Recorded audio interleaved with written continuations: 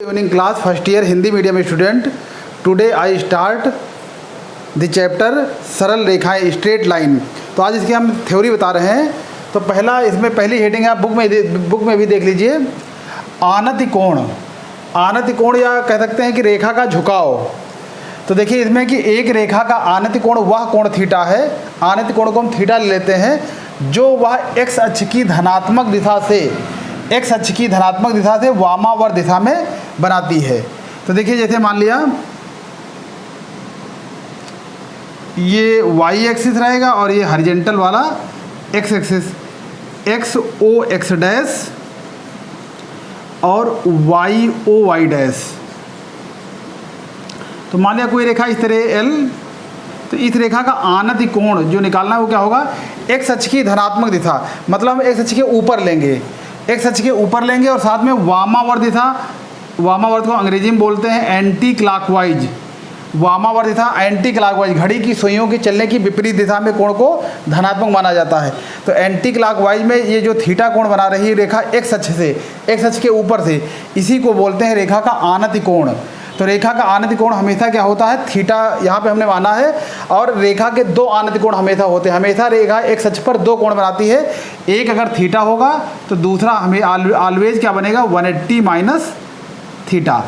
ठीक है, इसीलिए थीटा का जो रेंज होता है वो क्या होता है, 0 से लेकर के 180 डिग्री तक।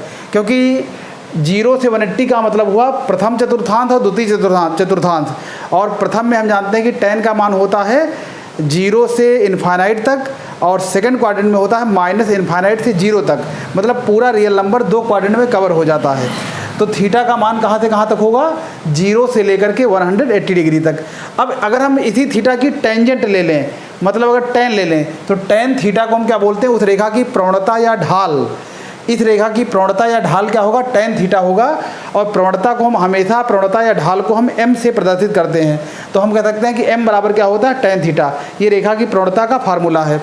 अब देखिए इसमें कंडीशन, अगर मान लिया थीटा का मान 0 हो जाए, यदि थीटा बराबर 0 डिग्री, तो हम देख रहे हैं कि m बराबर क्या होगा, tan 0, और tan 0 की वैल्यू क्या होती है, 0 होती है। मतलब कहने का है कि रेखा थीटा 0 होने का मतलब रेखा एक्स अक्ष के ऊपर आ जाए, इस तरीके से एक्स अक्ष के ऊपर हो जाएगा। उस कंडीशन पर रेखा की प्रवणता 0 होगी और रेखा क्या होगी, एक्स अक्ष के ऊपर होगी। तो यहाँ से एक बात ये निकल के आई कि अगर m बराबर 0 होगा, किसी रेखा की प्रवणता अगर 0 है, तो रेखा या तो एक्स अक्ष के ऊपर होगी या एक्स अक्ष के समांतर होगी। तो हम कह सकते हैं कि रेखा L जो होगी वो एक्स अक्ष के समांतर होगी। एक्स अक्ष के ऊपर होने का मतलब भी समांतर है, एक्स अक्ष के समांतर होगी अगर उस रेखा की प्रवणता क्या है, 0 है।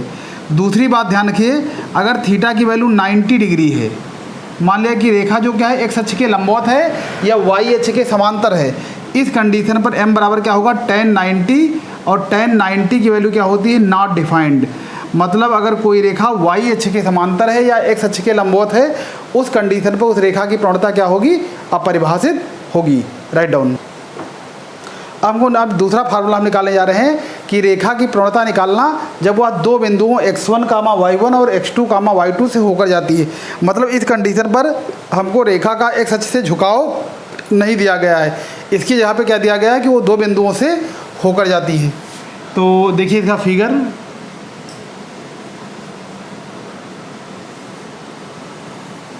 ये ले लिया एक्स एक्सिस और ये ले लिया वाई एक्सिस। मान लिया ये रेखा है एल, ये रेखा एल है, और वैसे हमको दिया नहीं, लेकिन हमने इस रेखा का झुकाव धन एक्स अक्ष से क्या ले लिया, थीटा ले लिया। अब मान लिया कि ये रेखा दो बिंदुओं से होकर जाती है, उसके नाम क्या है, पी और क्यू। तो पहला बिंदु हमने ले लिया पी, उसका कोऑर्डिनेट है x1, y1, और दूसरा बिंदु ले लिया Q, उसका कोऑर्डिनेट है x2, y2। रेखा ये दो बिंदुओं से होकर जाती है। तो बिंदु P से हमने इस पर लंब डाला, तो ये हो जाएगा PM, और बिंदु Q से हमने इस पर लंब डाला, तो ये हो जाएगा QN, और इससे हमने इस पर लंब डाला तो ये हो जाएगा PT।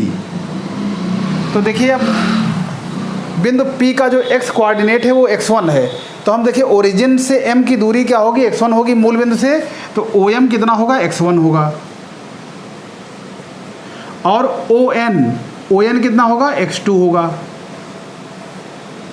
तो MN कितना होगा, x2 माइनस x1। तो जो MN की वैल्यू होगी वही PT की वैल्यू होगी, तो PT भी क्या होगा, x2 माइनस x1।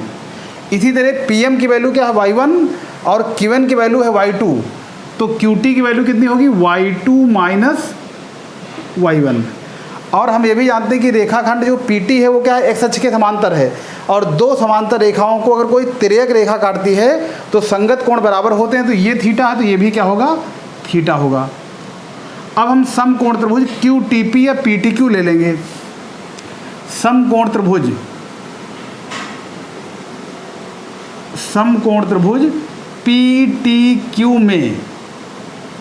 PTQ में tan थीटा, तो tan थीटा रहा क्या होगा, परपेंडिकुलर अपान बेस, लंब बटे आधार। तो लंब कितना है, QT, लंब है QT और आधार कितना है, PT।